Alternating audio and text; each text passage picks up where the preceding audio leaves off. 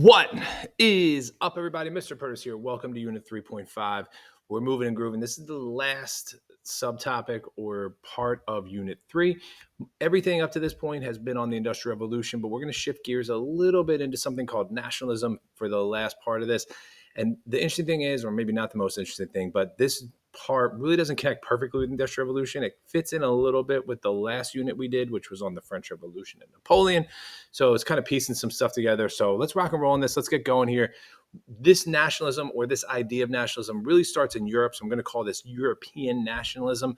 And nationalism can mean one of two things. One is it can mean extreme pride in your country, to be prideful in one's country, to love where you're from, to love the values of where you're from, to love the culture of where you're from, and to take pride in that. That is usually a good thing. It can be a bad thing at times when you say my country is better than yours and let's go to war over who's better. But for the most part, having pride in your country is not a bad thing. It can be the country that you are currently in. It could be the country where your ancestors are from. It can be multiple countries, but it's pride in one's country. The other thing it can mean is the desire to be independent or to have a new country. And what I mean by that is it's hard for a lot of people who have grown up or live currently in the United States to understand, but there are other countries in the world where people are being ruled by a group of people who are different than them. And that people who are different from the ruling people, and by ruling, I mean nationalism. It could be what you believe is your nationality or your ethnicity, that those people might want to be independent. So it can be either to be independent or to want your own country. And that's the piece of this that we're really going to get into here in this video for the most part. So there's two areas that during this time period of like the late 1800s, as industrialization is going on and Napoleon has been kicked out and exiled to his island off of the coast of Africa, there is this thing called German nationalism or German unification. And German unification was led by this guy named Otto von Bismarck. And this is him right here. He's got a great mustache and this pointy little thing on his helmet, which was common back then. It was very decorative, but it also could be used as a weapon. You just kind of hit someone with it if you have an issue with your sword. But this is what is now Germany. These borders right around here are, for the most part, at least in the 1900s, are going to be the border of Germany. This area in blue here is a city-state called Prussia, not Russia. Don't get it confused. It's called Prussia. It's a city-state. By city-states, I mean like it's a local city, and it kind of controls the surrounding areas that are mainly farmlands at this point. And they're in control of that area. So there's a prince who's in control of this region. Then there's another prince who's in control of this region. And then here, and then here. And all these different colors that you see here, I'm pointing to it as if you can say it. All these different colors here are all these little different city-states. They're not unified. This is not one united force. And when Napoleon's forces came through earlier in the century, he was able to just kind of take down these little pieces one at a time. And as he leaves and as industrialization happens and this idea of nationalism happens, this guy, Otto von Bismarck, attempts to unite all German-speaking people into one country. So he says, if you speak German, you are German. That's what makes you German, is the language that you speak. And there's some cultural things too, but for the most part, what makes a German a German? They speak German. And he says, we want to unite all of these people into one. Now, some people don't like it because they have their own city-state, and he's going in and forcing them to unite, and they're going to lose power. But for the most part, that's what he tries to do. His motto is blood and iron. Blood and iron meaning the sword, blood meaning you're going to die, that this is the means that we have to do to unify and to bring all of us together. And what's going to happen in Germany is this. So this, I'm super proud of this, by the way. So if you're at home right now, you can just be wild and amazed. But this is the area that we're talking about. So these are all the city-states right here. And watch this. This is 1800 and this is 1900. Whoa, isn't that crazy? 1900, 1800. So city-states, unified. City-states, unified. City-states, unified. City-states. You get my point. So that's the unification part. So Germany's going to unify. Another country also unified as well. It's called Italy.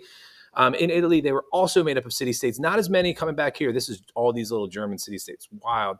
This is Italy. Kind of more like 6 or 7 different city-states or regions. And they are also going to unify during this period. So here's my Italian one. You ready? Crazy. Wild. This is 1800. What? That's 1900, 1800, 1900, and Germany is also going to unify. So these two countries that were taken over by Napoleon, or two city-state regions that were taken over by Napoleon, are now going to unify. And what makes an Italian? They speak, guess what? Italian.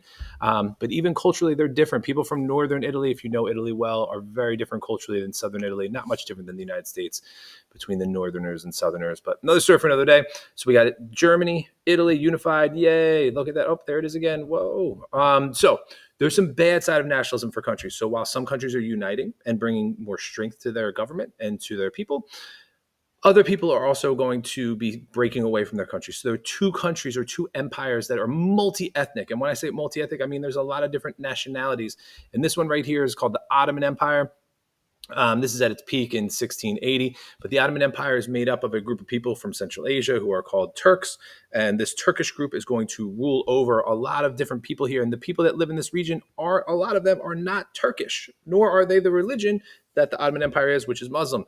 So people, for example, up here in this region are Christian. They are not in any way feel connection to the Ottoman Empire. So as this idea of nationalism starts taking off in the 1800s, there's a group of people all around here, different types of people who say, I don't want to be part of the Ottoman Empire anymore. Or there's another country up here, Austria-Hungary. I don't want to be part of Austria-Hungary. I'm not Austrian, I'm not Hungarian. We're more German, or we're more Czechoslovakian or Czech. So we want to be something different. We want our own country. And as a result of this, the bad side of nationalism is that these big empires that are made up of a lot of different multi-ethnic or nationalistic or nationalities, that's what I'm looking for, are going to start breaking away. So here's my, oh man, so many good maps here, right? Here's the Ottoman Empire in 1800. This is it right here. I almost pointed to it again. This is it in purple. That's 1800. That's 1900. If you look at this, it looks like they're gaining land down here, but check out up here what's going on in Europe. Oh, right here.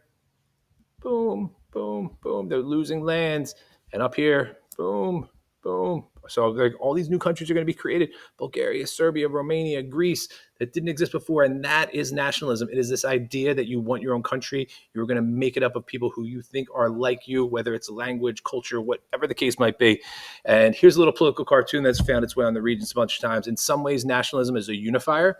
It's like a magnet bringing people together, like in Germany, all these city-states coming together. And in some ways, it's like a bomb. And in Austria-Hungary, we see it blows up. So we got map A, map B. That's what we're looking at. Last piece of this, final note for Unit 3. There's one kind of side note thing that happens that doesn't really fit well into the Industrial Revolution or nationalism. It's just kind of there, but it does kind of connect to everything. And that's in Ireland. If you remember from the first video in this unit, I mentioned to you that the United Kingdom and, what used to be considered the United Kingdom also included this thing right here called Ireland. It's now Northern Ireland and the rest of Ireland. But back then, it was all under control of Great Britain. All of Ireland was. And during the 1800s, there is a famine in Britain. So in Britain, especially on mainland here, there was a famine. Not enough food for people. So the British government, very nationalistic, goes into Ireland, who they believe almost like their own colony, but Ireland, and they view them as different. They go in and they start taking their production of farm products, specifically potatoes, and they bring it back to feed their industrialized centers in England. As a result of this and this famine that's going on here in Britain and Ireland, 1 million people are going to die in Ireland from famine. That's a huge number for a very small island and a very small population. So a lot of people are going to die. This is called the Irish potato famine.